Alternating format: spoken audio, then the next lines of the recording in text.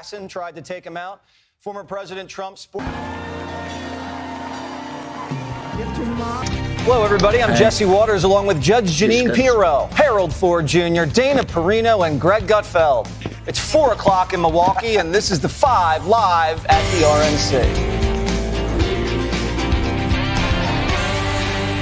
The Republican Party uniting like never before. 3 days after a would-be assassin tried to take him out, former President Trump sporting a bandage on his bullet-grazed ear and getting a rock star welcome at the RNC.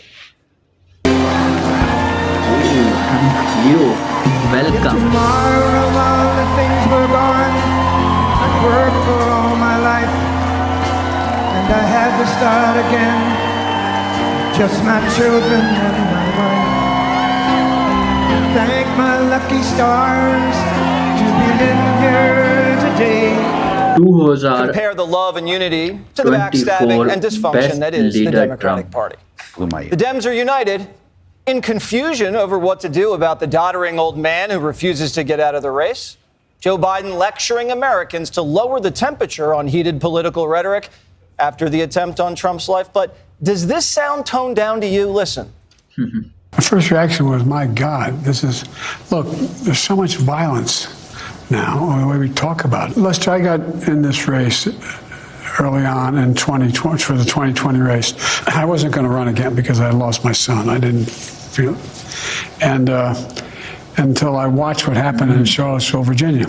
Those folks coming out of the woods with torches, carrying swastikas. The then president was asked, what do you think? He said, they're very fine people on both sides. Not fine people on both sides. No excuse, zero. And the liberal media isn't down with cooling things off either. Joy Reid is upset that Trump gets treated like a victim of his own shooting. People are concerned and expressing concern that we won't be the guardians of memory. And that we will allow Donald Trump, as he is, bathed in the glory and grandeur of his party, to rewrite himself as both a hero and a victim. The idea of political violence that we've been nursing really since then is so dangerous. Yeah. It's so dangerous that you cannot avoid the consequences of it, even if you're one of the people promoting it. Holt asks the president, what went through your mind when you saw your opponent almost get shot by an assassin, Greg? And he says, what went through my mind was January 6th and Fine People hoax. Yeah, that was quick, right? Let's dial down the rhetoric. By the way, fine people are Nazis, said Donald Trump. That was the tentpole hoax that gave cover for all the hoaxes and created the Trump is Hitler hoax.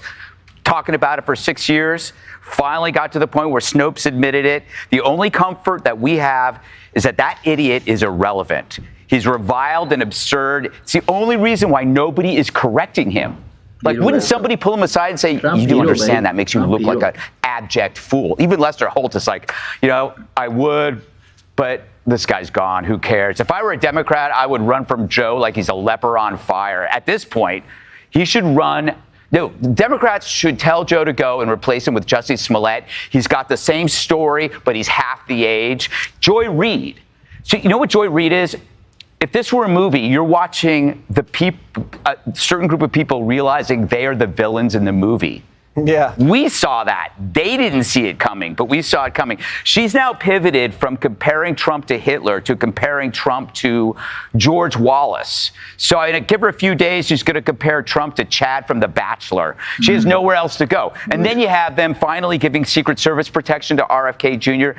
This is another admission that they were wrong and that they're in danger of having another person killed for their own political reasons. I just want to say that, conservatives, liberals, everybody noticed that Trump looked different last night, and he seemed different. And I think it's because he is. I think even Harold said it. And I think it's because he's gone from being an outsized personality to something bigger, a legend.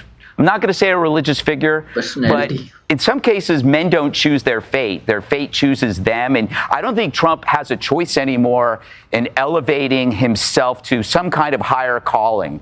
Whether you think he's crass or arrogant, You know, that call didn't come from inside the House. It came from somewhere else. And I think he's realizing it. The way America is seeing these real moments where it's impossible to maintain your cynicism, you can't be numb to this. This is a story that has broken through the silos.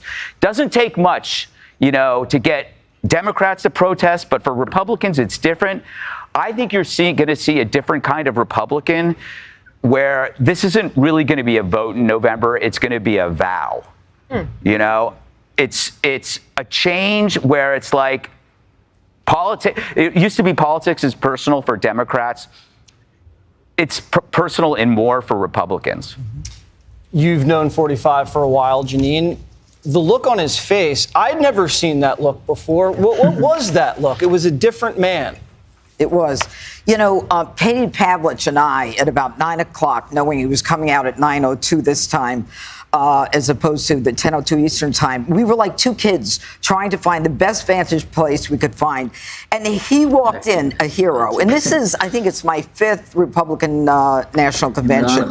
And he got a hero's welcome. It was electric.